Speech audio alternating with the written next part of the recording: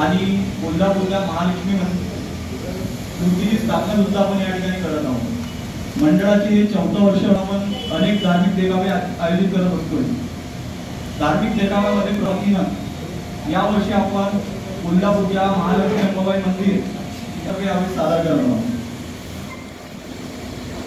आणि त्याप्रमाणे जे दर्शन करतोय ते दर्शन आपण नागपुरामध्ये आपल्या इतवारी भागामध्ये आपण नवरात्री उत्सव मंडळामध्ये सादर करणार आहोत।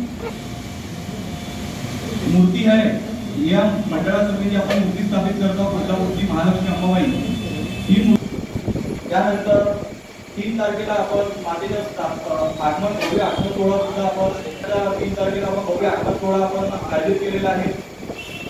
मंडळाचे बोला हो कशा प्रकारचं आयोजन आहे काय कशा प्रकारचं सगळं राहणार व्यवस्था यामध्ये असं आहे की आपण नवरात्र दुर्गा उत्सव मंडळातर्फे नागपुरामध्ये आपण कोल्हापूरच्या महालक्ष्मीचं दर्शन करणार आहे। या दर्शनासाठी आपण जे कोल्हापूरच्या महालक्ष्मीचा देखावा आपण सादर करीत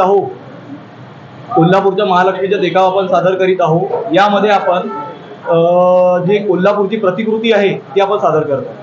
काय काय वैशिष्ट्य राहणार आहे त्या मंडळात या वैशिष्ट्य मंडळातील ज्या प्रकारे कोल्हापूरचं महालक्ष्मी मंदिर आहे ते मंदिराचा गाभारा मंदिराची एंट्री गेट सेम आपण आणि त्यामध्ये आपलं एक विशेष म्हटलं तर आपण जे लोक कोल्हापूर तिरुपती बालाजीला जातात आणि त्यानंतर आपल्याला कोल्हापूरच्या महालक्ष्मीचं दर्शन करावं लागते ते सुद्धा थीम आपण या ठिकाणी सादर करीत आहोत। मंडळातर्फे काय आवाहन करणार जनतेला मी हेच आवाहन करणार आणि तुमच्या सर्व पत्रकार बंधूंना आणि डिजिटल मीडियांना पण आवाहन करा की तुम्ही जास्तीत जास्त तुमच्याद्वारे माहिती प्रसारित होते आणि जास्तीत जास्त लोकांनी आपल्या मंडळाला भेट दिली पाहिजे आणि हेच आवाहन मी मीडियाला सुद्धा आणि तुम्हाला डिजिटल मीडियाला सुद्धा आवाहन करत आहे।